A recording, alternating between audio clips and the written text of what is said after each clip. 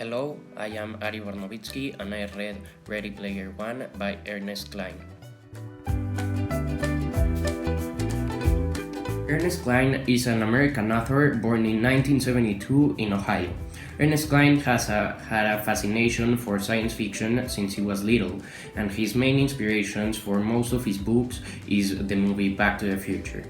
He is more famous for his novels of Ready Player One, Armada, and The Omnibot Incident. He is now 48 years old and lives in Austin, Texas with his wife and kids. The genre of Ready Player One is pop culture science fiction. The year of publication is 2011. The Oasis is a virtual reality simulation made by James Halliday. It contains an Easter egg covered up in a dark area among the millions looking for the egg are the fastest organization 101, a young boy named Wade Watts, and a gathering of his friends. They discover themselves in a race against 101 to find the egg and claim its reward, control the Oasis and all its riches. 101 appears to be willing to find and kill Wade and all his friends, and they barely beat 101 after a confrontation between the most Oasis players ever and 101. Wade secures the egg and all of the control of the Oasis.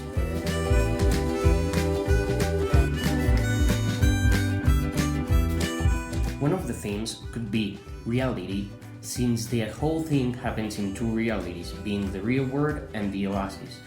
As this quote says, "I created the Oasis because I never felt at home in the real world." Page 320 said. The other theme of this book could very well be competition, since there is a huge competition going on to whoever gets the golden egg. The quote highlights the importance of this competition.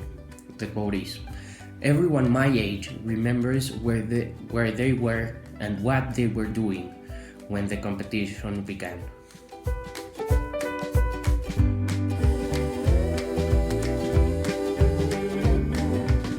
First is Wade Owen Watts. He is the narrator of the book and the most important character. He is an 18-year-old boy that is a little overweight and awkward, so his life revolves mostly around his Oasis character. Wade is kind of like a superhero of the book, and as such, he has a tragic backstory in which his father was shot and his mother died of a drug overdose. The second main character is James Halliday. James could be described as the Willy Wonka of this world, since he is a weird older man and he is the creator of the Oasis. James left tons of clues and puzzles to discover the keys to the golden egg, and he seems to know everything.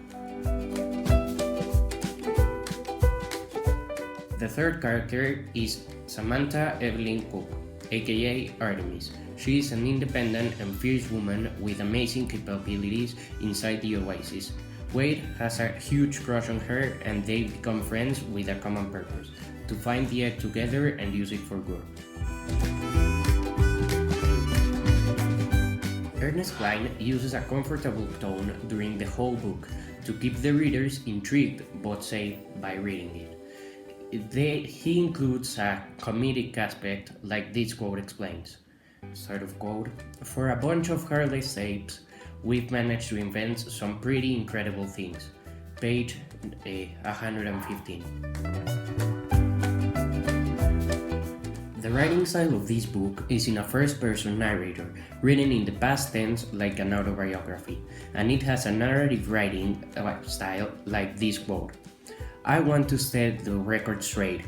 Page 9.